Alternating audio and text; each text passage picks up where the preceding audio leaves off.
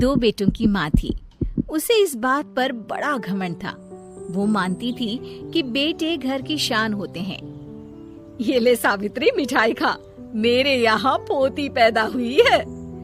ये सुनते ही सावित्री मुंह बना के कहती है, अरे तू तो लुट गई, बर्बाद हो गई, तेरे यहाँ लड़की पैदा हो गई। अरे तू ऐसा क्यों कह रही है? मैं तो बहुत खुश हूँ। अरे जब तेरी पोती के पीछे तुझे खर्चे पर खर्चे करने पड़ेंगे ना, तब ये तेरी सारी खुशी गम में बदल जाएगी। पहले लड़की की पढ़ाई लिखाई का खर्चा, फिर उसकी शादी का खर्चा। अरे आजकल की शादियाँ कितनी महंगी हो गई है। गहने बनाओ, लाखों रुपए पानी की तरह बह जाते हैं। लड़कियाँ तो सिर्फ खर्चा करवाने के लिए ही पैदा होती हैं। इस तरह लड़कियों के प्रति अपने विचार व्यक्त करते हुए सावित्री ममता को लंबा चौड़ा भाषण देके चली जाती है। अब तो आप लोग इस कहानी में सावित्री देवी का पात्र अच्छी तरह समझ ही गए होंगे। कुछ समय बाद सावित्री की बड़ी बहू भी एक लड़की को जन्म देती है। फिर क्या था, सावित्री पूरा आसमान सर पर उठा लेती है। हे भगवान, ये तू मुझसे किस जन्म का बदला ले रहा है? अरे मैं तो मंदिर में रोज आकर तुझसे कहती तो थी कि मुझे एक पोता चाहिए, और तूने मुझे पोती दे दी। इतनी मिठाइयाँ और प्रसाद चढ़ाने का क्या फायदा हुआ? तभी सावित्री की बहू निशा कहती है, क्या माँ जी, आप भी इतनी सी बात पर नाराज हो गई हैं? देखिए तो आपकी पोती कितनी सुंदर है, बिल्कुल आप पर गई है। अरे चुप कर, तुझे 9 महीने इतने महंगे महंगे काजू बादाम फल फ्रूट खिलाने का फायदा क्या हुआ? मेरे तो सारे पैसे बर्बाद हो गए। ये सुन सावित्री का बड़ा बेटा अजय कहता है, माँ, तुम सिर्फ नाम के लिए 2020 में रहती हो। असल में तुम्हारा दिमाग सैकड़ों साल पुरानी सोच रखता है। आज के जमाने में लड़का और लड़की में कौन फर्क करता है? मैं तो बहुत खुश हूँ कि भगवान ने मुझे लक्ष्मी के रूप में बेटी दी है। लेकिन सावित्री पर अजय की बातों का कोई असर नहीं होता।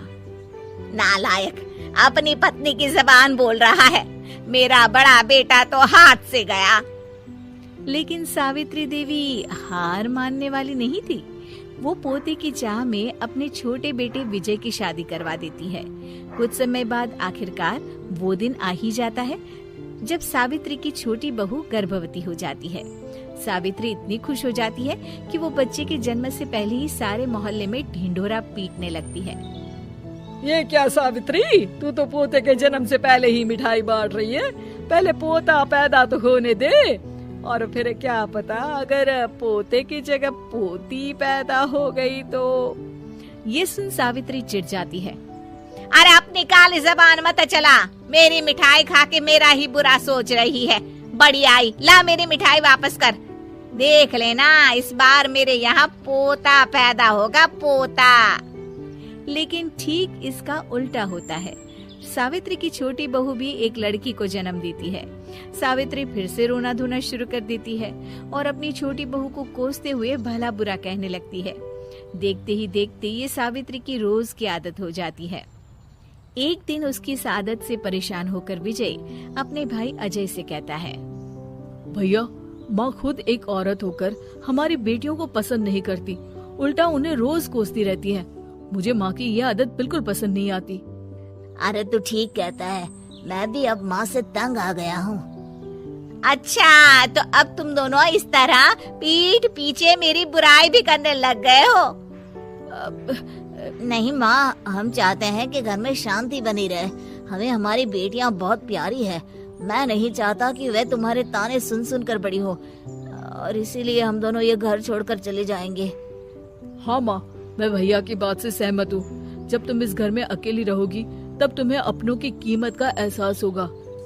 अपने दोनों बेटों के मुंह से अपनी माँ के लिए इतने कठोर शब्द सुन सावित्री भावुक और रुआंसी होकर कहती है, क्या सच में तुम दोनों मुझे इस घर में अकेली छोड़कर चले जाओगे? हाँ माँ। हाँ माँ, अब पानी सर के ऊपर जा चुका है।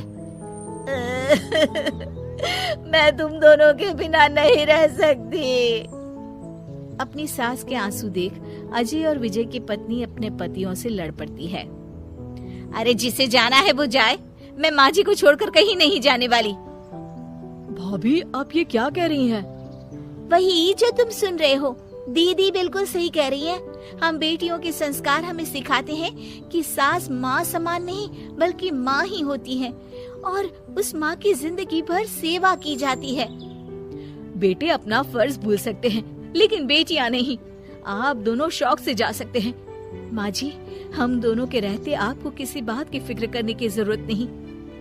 फिर क्या था, सावित्री के ऊपर छाए बेटों के घमंड के बादल उसकी बेटी स्वरूप बहुओं के तेज के आगे आंसू के रूप में परिवर्तित होकर सावित्री की आंखों से बहने लगते हैं और वो उन दोनों को गले लगा लेती है। मैं जिंदगी भर बेटियों को कोसती रही, लेकिन आज तुम दोनों को देख मुझे समझ आ गया कि बड़े अभागे होते हैं वो लोग जिनके घर बेटियां नहीं होती।